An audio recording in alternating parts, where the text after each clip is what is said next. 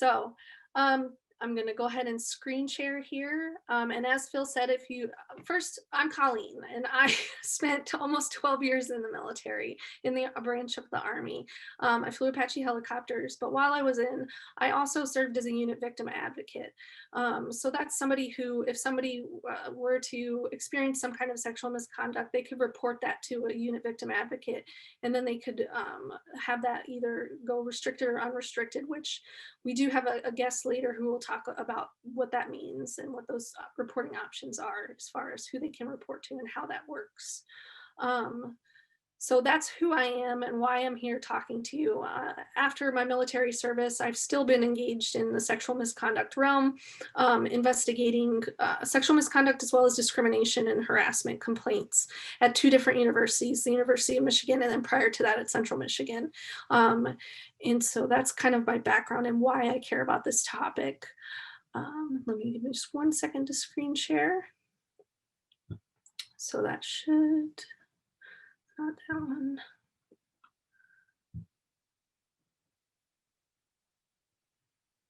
Is it showing the PowerPoint presentation?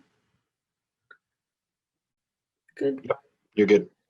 Perfect. Thank you so much. So I'll go into present mode. So today what we're going to be talking about is the case of Vanessa Guillen. This took place at Fort Hood. I'm not sure how many folks were able to watch the video, so I'm going to proceed as if you maybe didn't have the opportunity to watch the video, and we're going to talk a little bit about the case. If you do have the opportunity to watch the video, I highly recommend it. It's a very moving story. It's tragedy, but also some things have come out of it that could potentially really change the landscape out there for sexual misconduct in the military. So this is Vanessa. Trigger warning and contact warning. We will be discussing sexual assault, sexual harassment, as well as murder. And so that's the content and trigger warning. If at any point you feel like you need to leave, please feel free to do so. Again, if you have any questions throughout, please put those in the chat. And Phil, if you or Paul could flag me down as questions come in, we can answer those as well. If you didn't have the opportunity to view the video, this is the link for it here, and it'll be available as a recording later so that you can get that link. If anybody here needs it, this is the SafeLine hotline number. It's a 24/7 hotline number for anybody who's been impacted, either personally or somebody they know, and want to talk to somebody about any kind of sexual misconduct that's taken place or any kind of crisis hotline.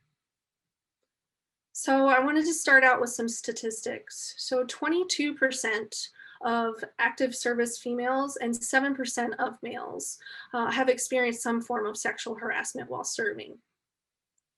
52% of those report that they fear retaliation for having made report, or fear retaliation, and which is why they did not report. 85% of those reported cases, and I keep saying reported because oftentimes things are not reported. And so this is just a glimpse of the numbers, that really the numbers are higher because there is an underreporting. So 85% of the cases that are reported, however, are perpetrated by another service member onto another service member. So service member to service member.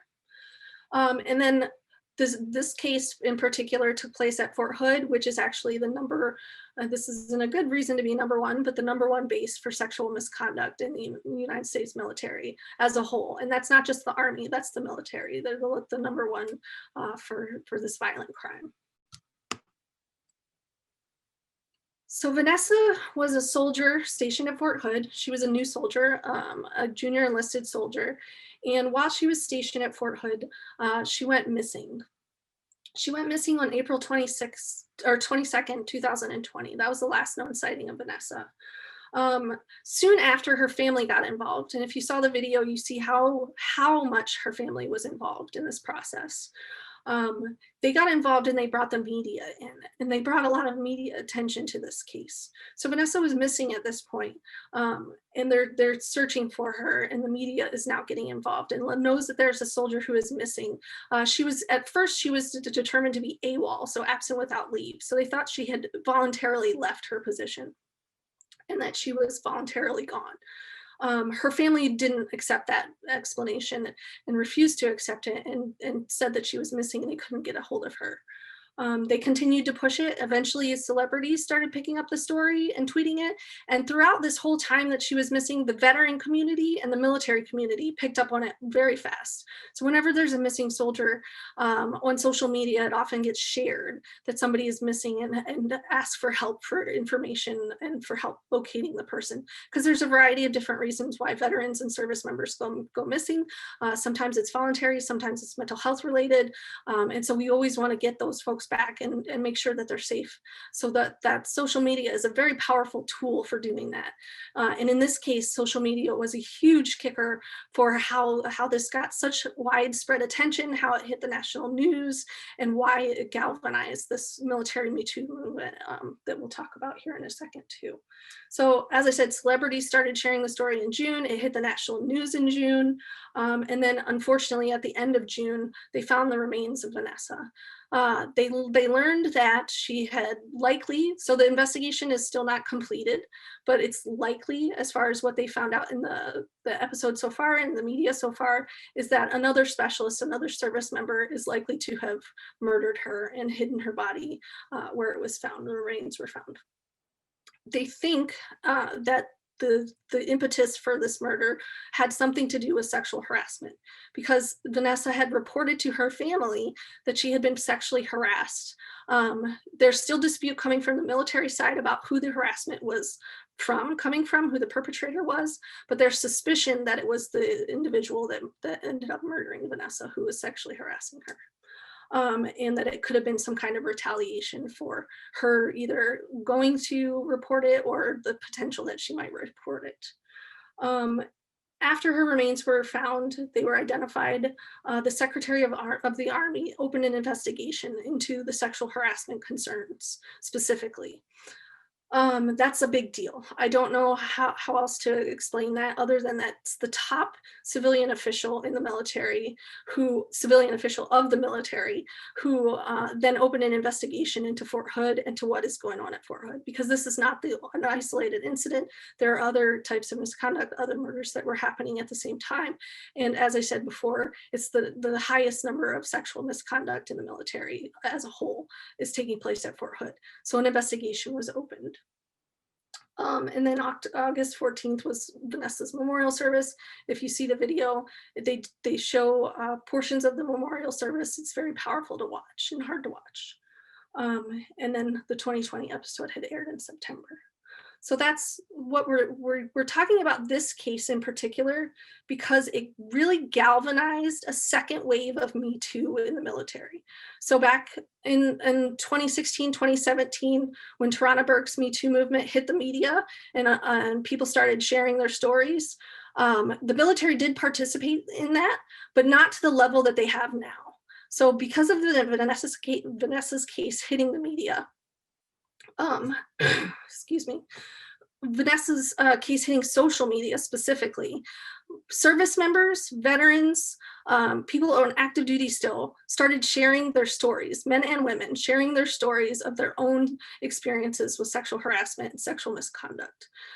They started sharing it with the hashtags, "We are Vanessa," "I am Vanessa," military Me Too, all these hashtags where people were sharing their stories, and they're very powerful to read. If you have an opportunity, I have a couple slides with the hashtags so that you can find them as additional resources later.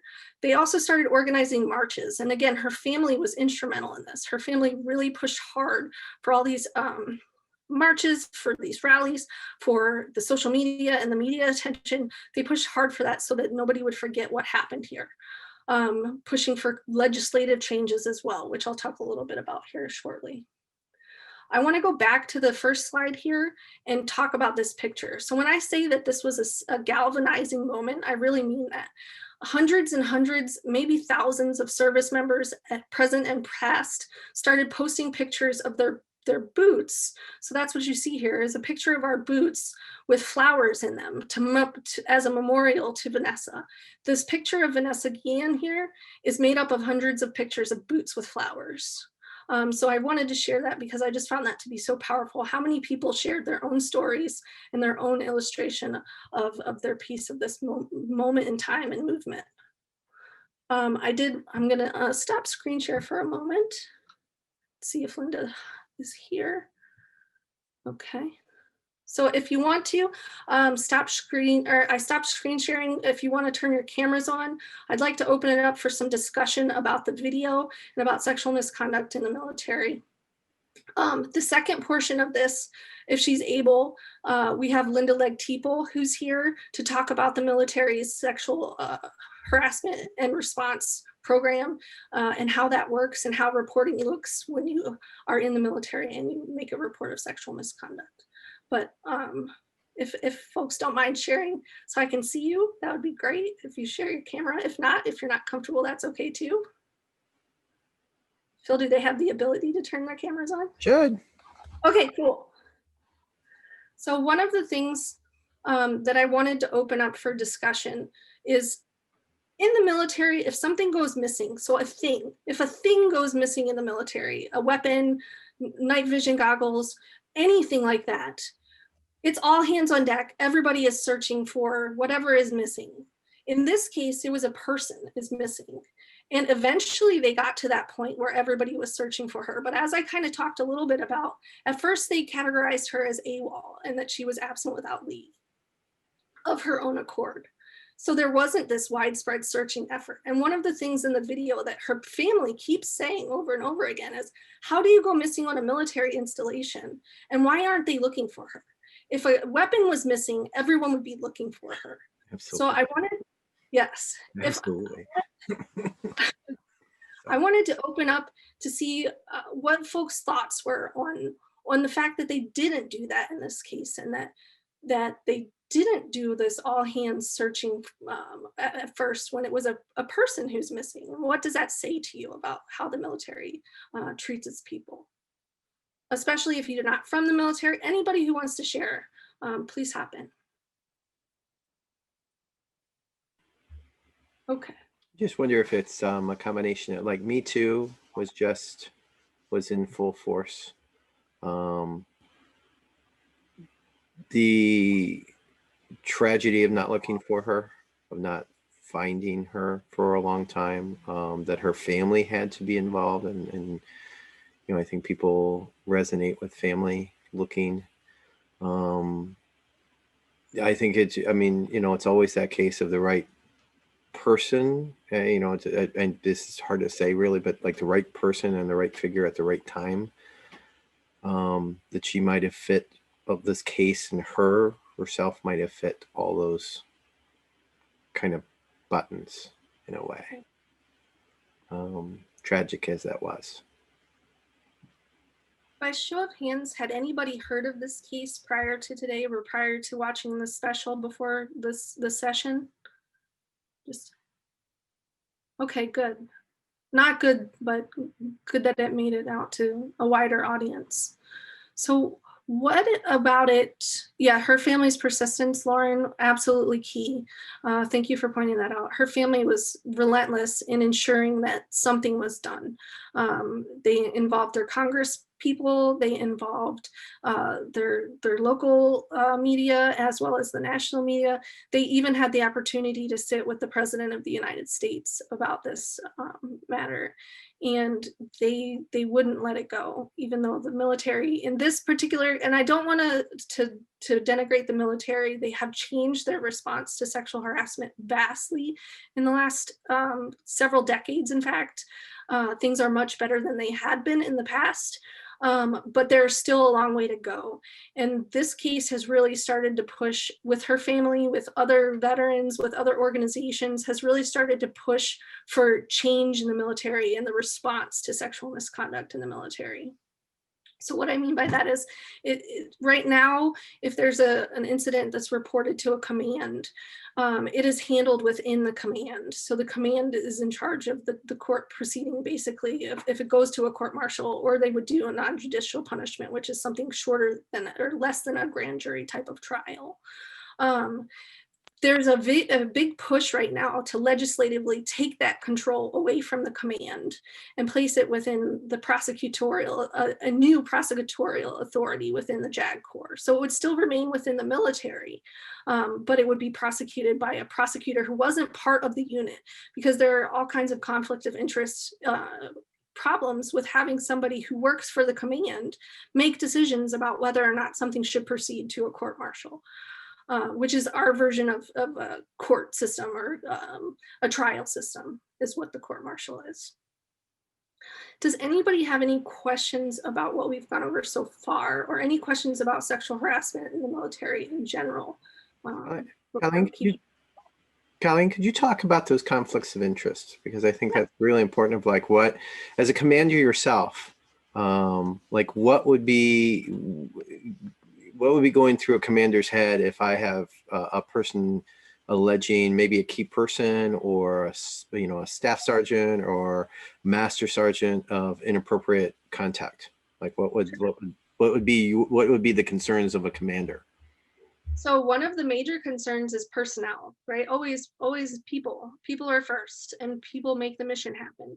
So if they're both in my unit, I'm losing 2 people right now, and I'm losing potentially more than 2 people, because if there's a court martial proceeding, then we have somebody who's the escort.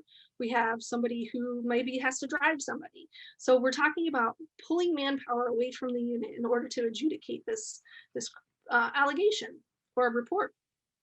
So that's one of the conflicts right there, because I'm still trying to make mission happen, but I also want to make sure that this is addressed. This has to be addressed, right? Because it's not good for unit cohesion, it's not good for morale, and it's certainly not good for the individuals who are involved, to draw this out, or to not handle it at all, or not address it. It's bad. So those are some of the things that I'm thinking about as a commander. Another thing that I'm thinking about as a commander is our reputation, frankly. That sounds terrible to say, but it's not good to be a unit that has sexual misconduct going on in the ranks. The command is blamed for those sorts of issues, in fact. So those are a couple answers for you, Phil. Hope that answered some of the question. Okay. So sorry. One more question, follow up. Sorry about that. So is there pressure then still? I mean, I know there was in the past, but how much is there pressure now still to kind of wash stuff under the rug? Like how is there pressure to kind of try to make it go away, or try to not deal with it? I think that there's now more pressure to make sure that there's no perception that it's being swept under the rug, and that there's no perception that it's being not addressed appropriately. However, that being said, I don't think a lot of commanders have the tools to adequately address these sorts of issues. So for example, I was a commander, I flew Apaches, right?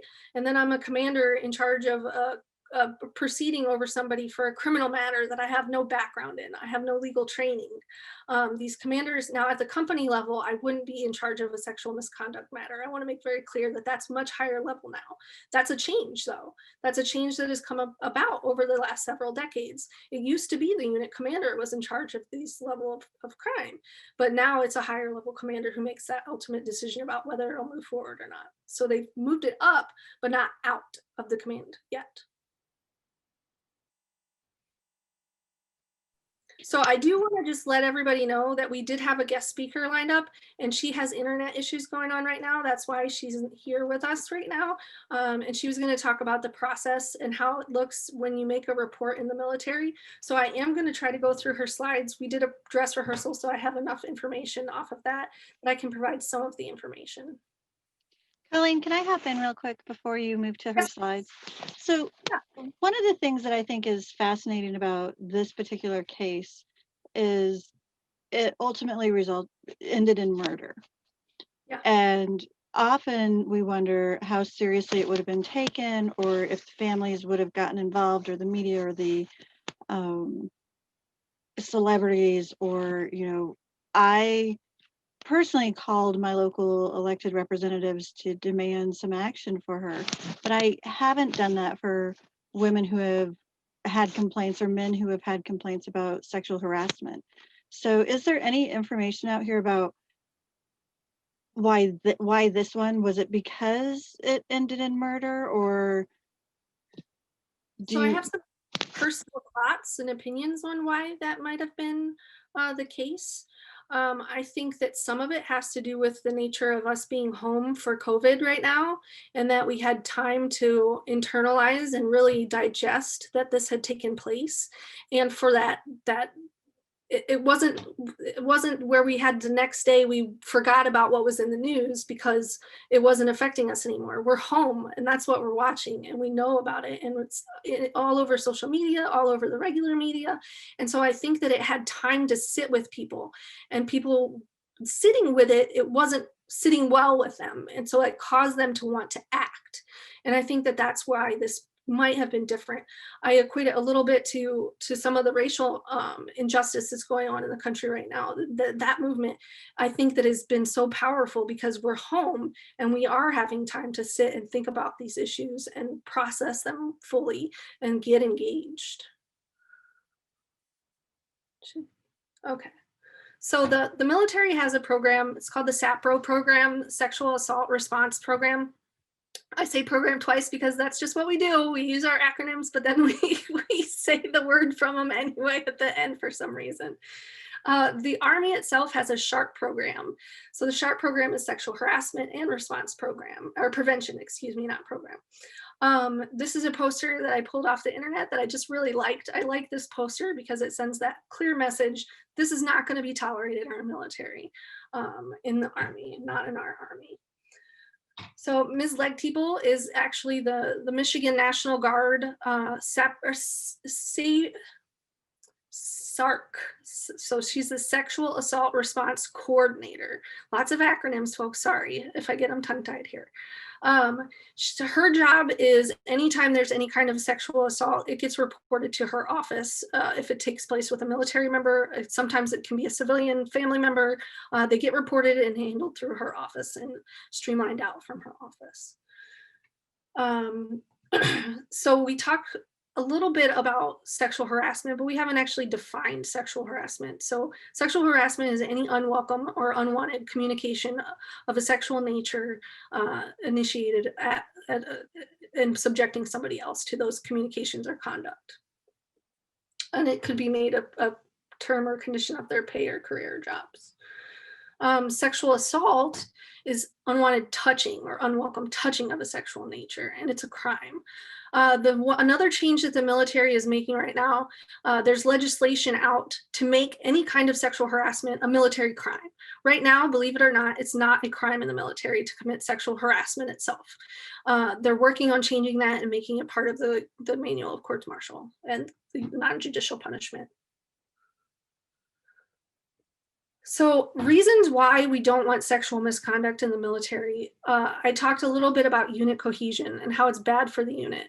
In the military, we are a close unit of operators who almost function like a family. I'm going to back out of the slides again. I like to see everybody when I talk to you, so it's a family unit. You're closer than you are with if you're in a civilian counterpart type of job.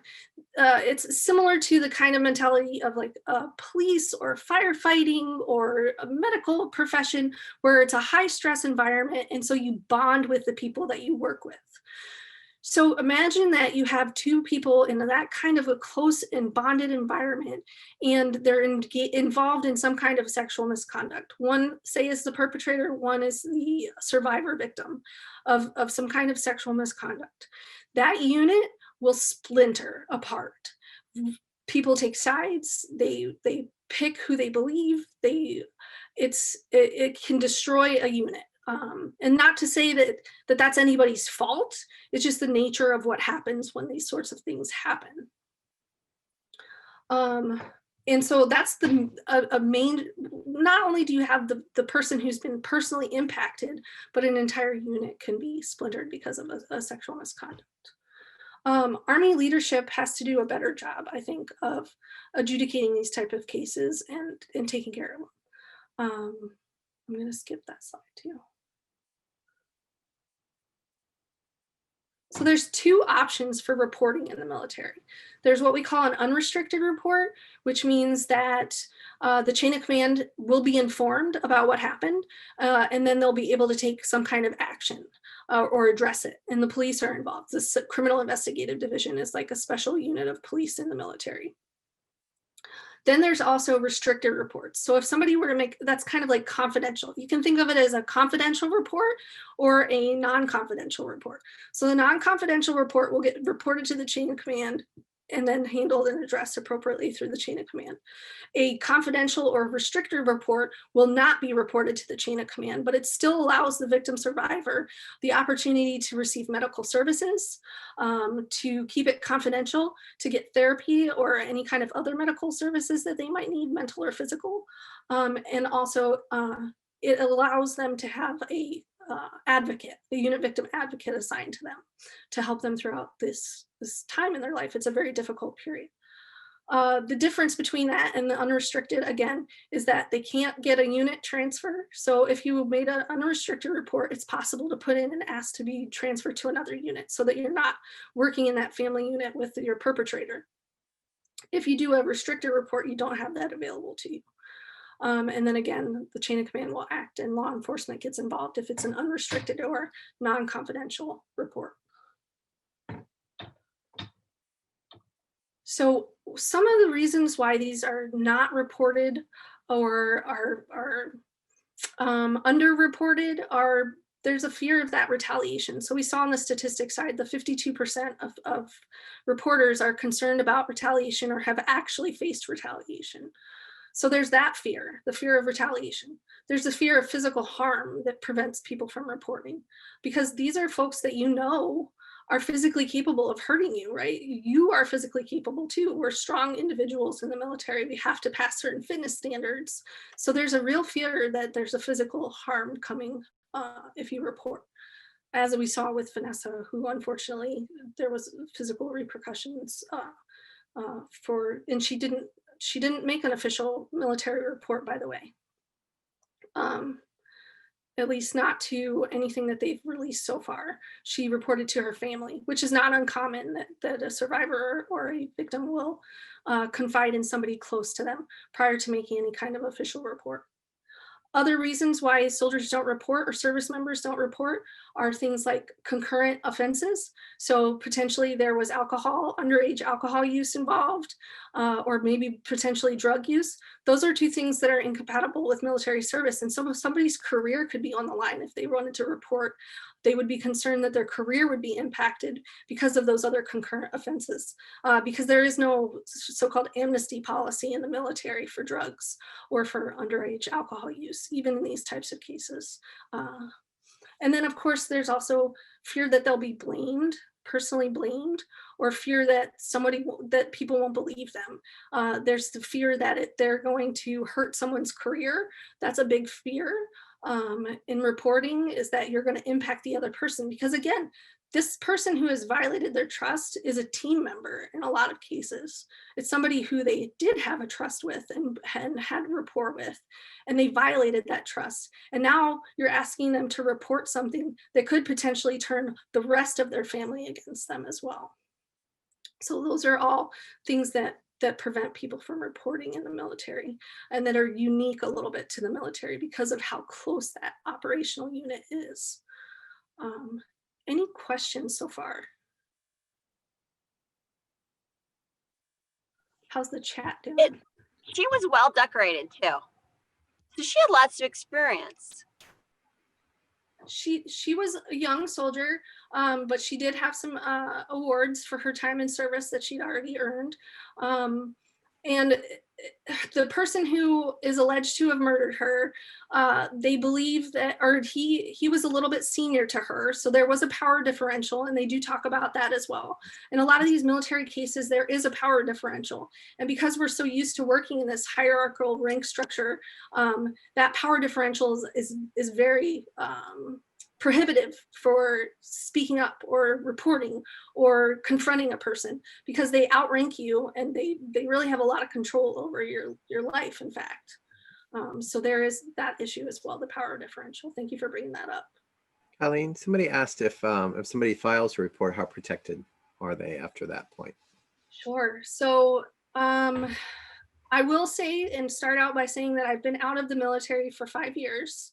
So I don't have the most current information as far as the physical reporting process, but in my experience, when I was in, if it was reported, they would be assigned an advocate, like I talked a little bit about. So they have that protection where there's another person that they have that's on their side who is going to walk them through the process as much or as little as they need. But outside of that, there's no real guaranteed protection for that person, unfortunately, just by the nature of the unit and how it works, and the military and how it works. If the chain of command has to stay pretty neutral, because especially if both soldiers are within that chain of command, so they can't come out on one side or the other, because they might be a decision maker in some kind of administrative process or adjudication at some point. So the command isn't really the greatest support if they're both in the same unit. Now, if one was in another unit, then the chain of command would be expected, I would think, to support their soldier and only their soldier as far as that goes. Does that answer that question?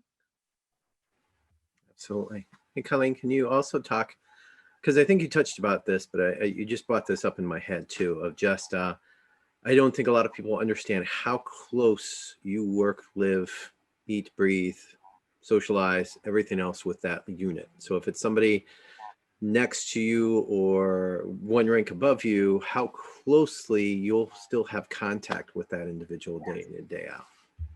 So if you, for example, if you didn't report, or if you chose a restricted report, so there's no option to move units, you work very closely with that person. You will see them every day. So for example, in my unit, if it was somebody who was in my company, for example, I would see that person likely every single day. We might go to the field together, in which case we'll be sleeping in the same rooms, using the same facilities. You're very close, and you're doing, in my aircraft there were 2 spots, so if I was assigned to fly with that person, that could be an issue. It's very close quarters as far as how much contact you have with each other. So I see, is the report kind of anonymous from Megan? So it depends. She asks if the report is anonymous, and that depends. So if you go with the confidential route or the restricted report, then yes, it remains anonymous, but the accused will never find out that you reported them, because it doesn't go through the chain of command process.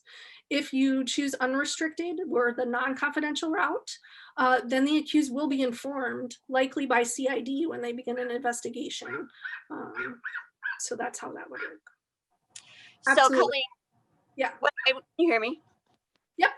Okay, so when I was in the military, I was on Parris Island, and I worked in the S3 shop. And when the drill instructors needed a break, they would come into the S3 shop. So here I was, a lance corporal or corporal, working with a lot of drill instructors who are godlike figures in their own heads, right? And to the recruits and to the world, because they're United States Marines drill instructors. So I had to work with them a lot. And I don't know, looking back on it, I don't know if it was because they thought it was like good target practice to harass me because it was fun, or I don't know if they realized the things that they were doing. But there's verbal harassment, a ton of, especially like from drill instructors. But saying things like, oh, the master gunnery has a special place under his desk for Corporal Hodges, or something like that, you know, or just some of the things that they constantly did on a day-to-day basis. And then when I finally, there were a few people where I had enough, and I had verbally retaliated on my own. And then it caused chaos because I blew up at them. And then my lieutenant pulled me into his office and he said, "Why did you do that? Why didn't you come to me?" And in the 80s, I thought that I had to deal with it on my own. I was the only woman in the office. I had my own little office with the computer, and it happened to be where the coffee pot was too. So they would come and get coffee, harass me, and walk out. So yeah, I mean, a lot of women just think they have to, I should just speak in I terms. I personally, at that time, thought I had to deal with that situation. And there was more than one. There were many situations during that time by myself, because we really didn't have an advocate in that time. Thank you for sharing that. Thank you for that vulnerability and sharing a personal story. And you're right, there was no advocate back then. That's a change. That's something that they've implemented to try and improve what's been identified multiple times as an issue in the military. The environment is such that it's a hyper masculine environment, right? It's hyper competitive, hyper everything. It's hyper military because it's the military, right? And so there's this wanting to deal with it on your own or wanting to handle it yourself. But yeah, now we have more systems in place with the SHARP program and the SAPR program in order to help us. They're tools in our toolkit in order to help us alleviate some of those things that didn't exist before. Phil and I were talking just before this started about how different, even in the short time I was in the military for almost 12 years, how different the landscape was for females from the beginning to the end of my service. And that's seen across the generations too. So thank you for highlighting that and bringing that point forward. So I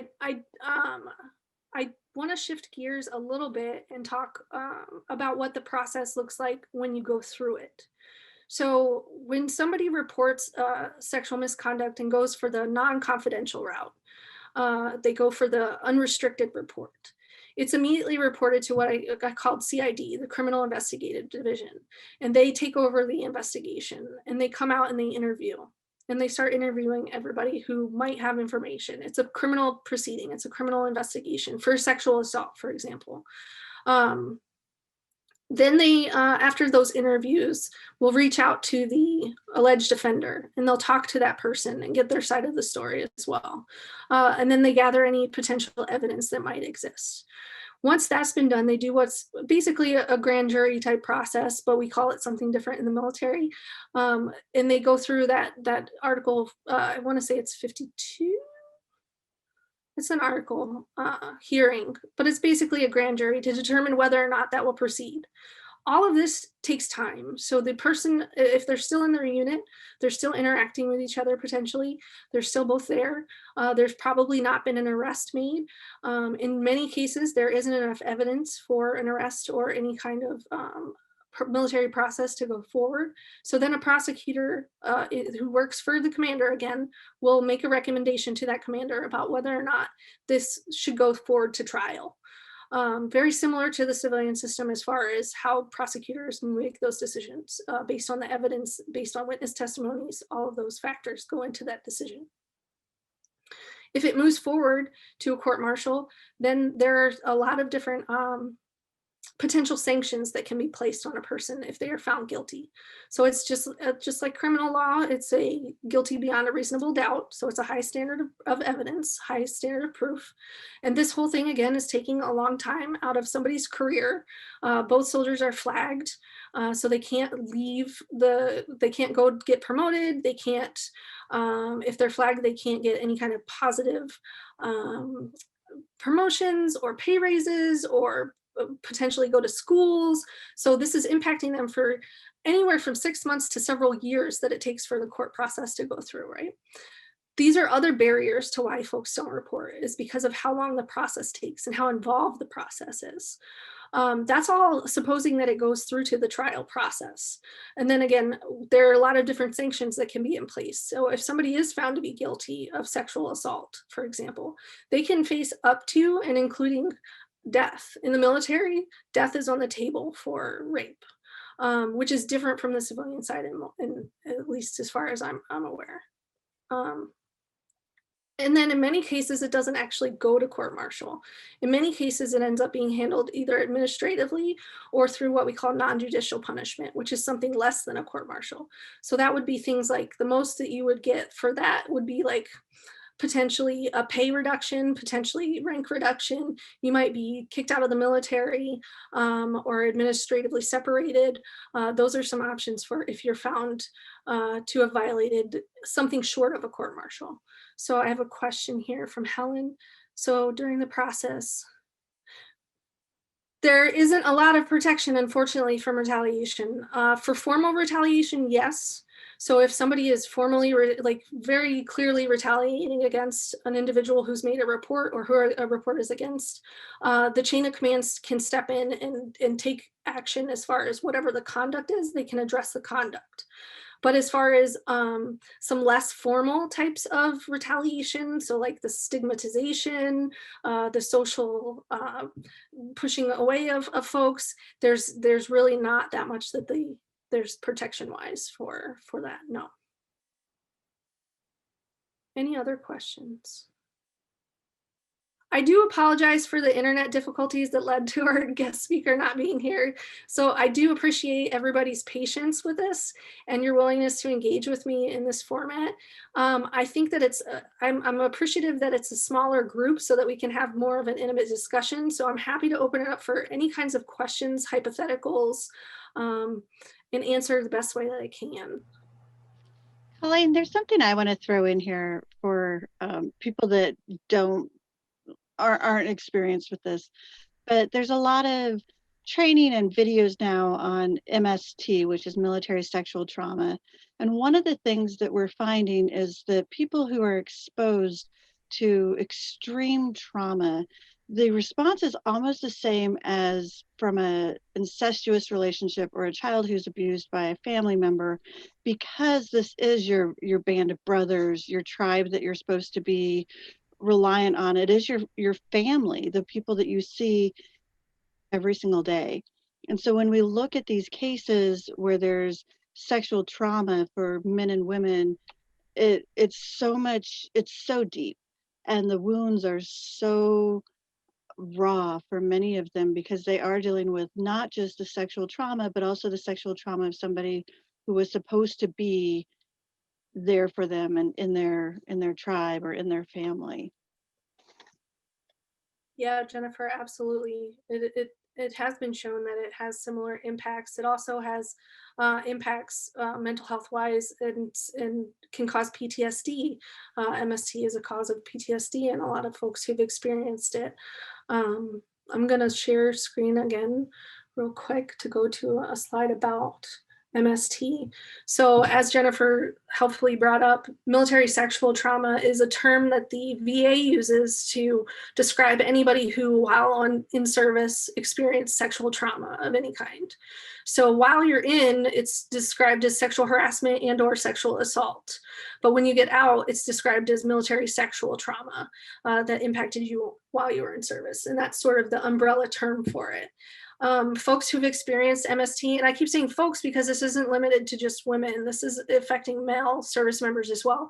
In fact, there are a higher number of male service members who actually experience sexual trauma, but proportionally women are more likely to experience it. So the number wise, males experience physically more of these assaults, but females proportionately experience much greater propensity for being a victim or survivor of military sexual trauma. Also, MST is associated, like I said, with more prevalence of PTSD, symptoms of PTSD, as well as actually having a diagnosis of PTSD. And then also with it can be up to severe health consequences that people are more likely to have adverse health impacts because of having experienced a military sexual trauma. There are a lot of programs now that are helping address military sexual trauma, and I can speak to this piece as far as the VA goes as current information. So there's a lot more programming and it's a lot easier. I don't want to say easy because this is not an easy process, right? If somebody's experienced MST, that's not an easy thing. But the process to go through and claim that your mental health issues or your physical health issues are related to service the process is a little bit easier now for folks to navigate if they have experienced MST and they report this to the medical providers. Then the streamlined process to get them the help they need is a little bit better now. it used to be that you had to prove that you were assaulted or harassed on duty in order to get those services. Whereas now, self-reporting is basically enough to get you the services that you need. You don't have to prove it in order to receive treatment at the VA anymore. So that's a really important development that's happened over the last several years that I've noticed.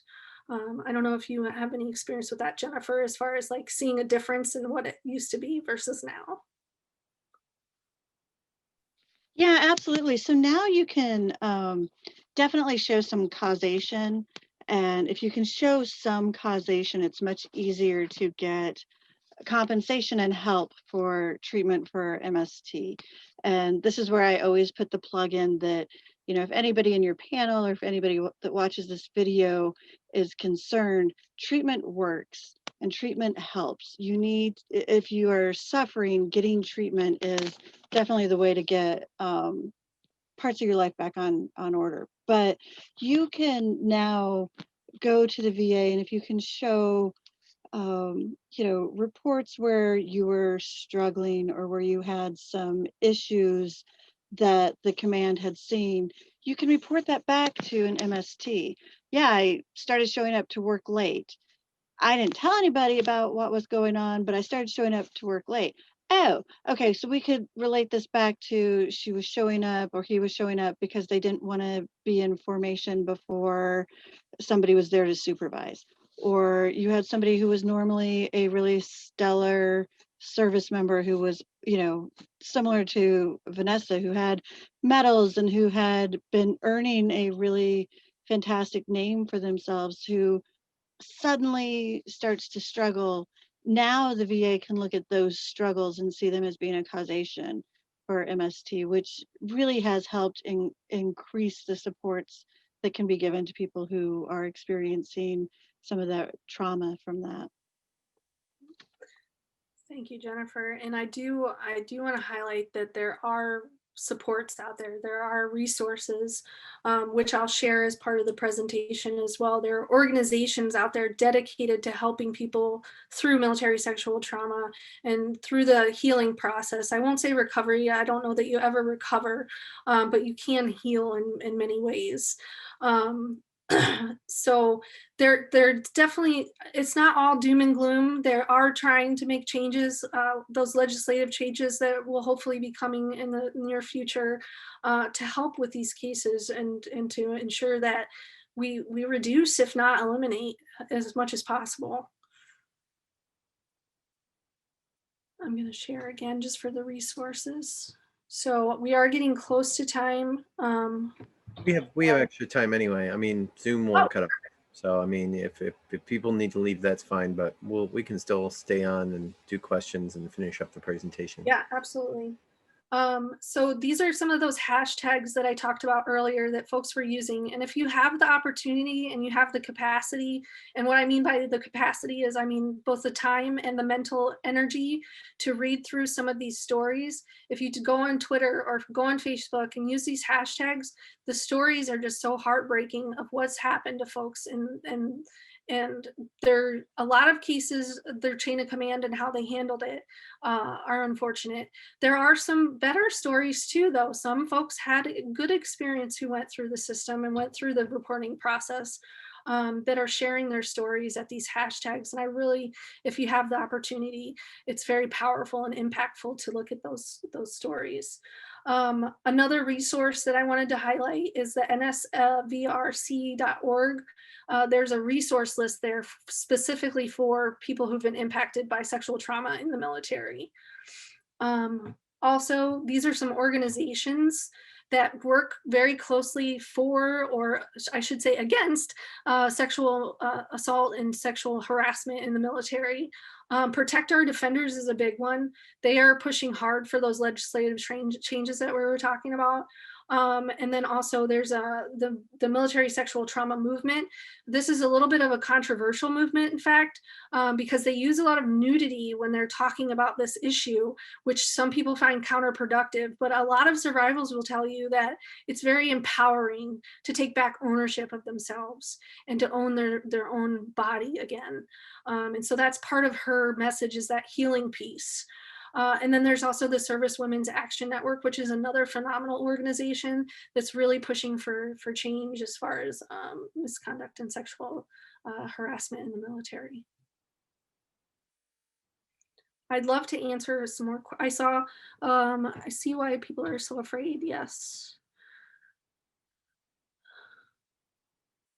So Michelle asked, if a restricted report is submitted, what happens? Does the perpetrator get away with it? If a restricted report is submitted, the perpetrator never knows that it was submitted. Nobody in the chain of command will know that it was ever submitted.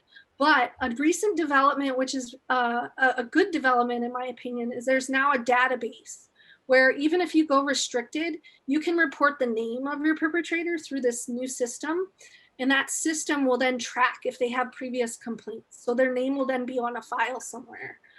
So while it might not lead to prosecution, at least there's a record of it somewhere that it has been reported that that person has done something else in the past. So that's. Will someone go back through that though? Like, you know, if John Smith has 10 non or restricted, would somebody go back through and actually try to contact folks and say, hey, we have a case if enough people? You know, Phil, I can't honestly answer that one because I think that's whatever CID's procedures are, but I would hope so. I would really hope so that if you have 10 people saying that now it's a group of you, like I wanted to point out too, something that I thought of when you were talking is the military part doesn't happen in a vacuum too. A lot of assaults is similar to some of the stuff we see on campus of people don't report because there's a lot of guilt, there's a lot of shame part of it, there's a lot of question answering. Did this really happen to me? Did it really happen like I think it happened to me? Why was using alcohol? Did it really, you know, there's a lot of, it's not always a straight yes and no in the victim's head of what really happened or how I should report this, or if somebody's going to believe me, or what the process is, or how is this going to affect me later, or, you know, all those like 100 different questions that go through somebody's head. That's the same thing in the military, and probably plus, you know, the unit cohesion part and everything else. So there is, somebody asked about why not report, and that there's like a lot of instances, there's a lot of reasons why people don't report. You know, in ways that we have to, you know, I think that like that poster helps out a lot of like, you know, we'll believe you. We want you to tell us if something happens. So.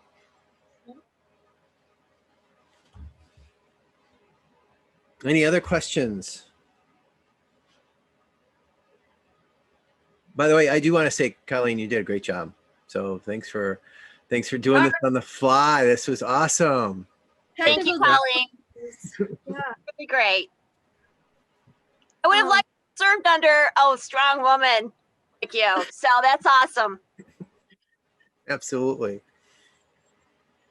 We have some other folks coming in, just putting some resources up, which is good. So I thank you, Caitlin, for putting that in the chat box, resources here on campus.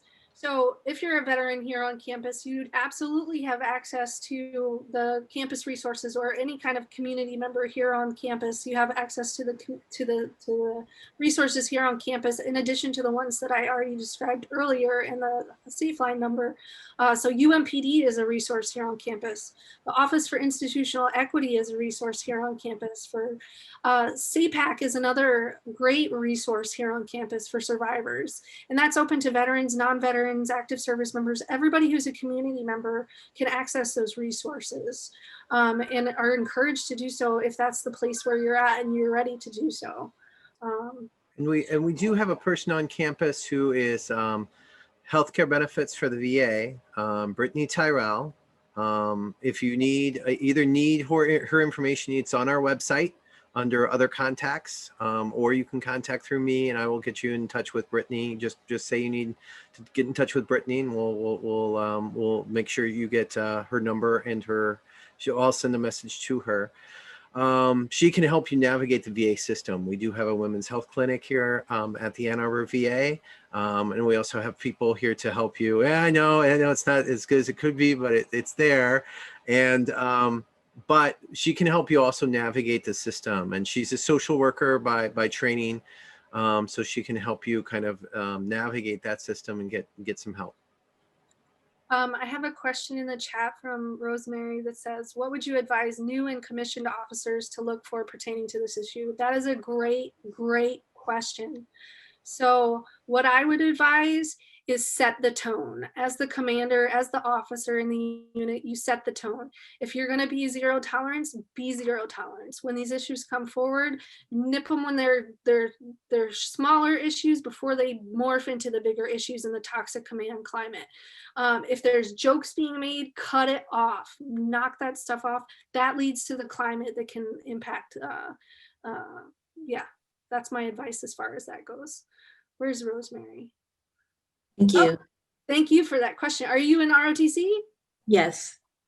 Great. Thank you for joining ROTC and for being willing to step up. When do you commission? I'm an MS3, so I won't commission until next year. Do you know what branch you'd like? I'm thinking infantry at the moment. Awesome. Yeah. I'm so jealous that you have that as an option.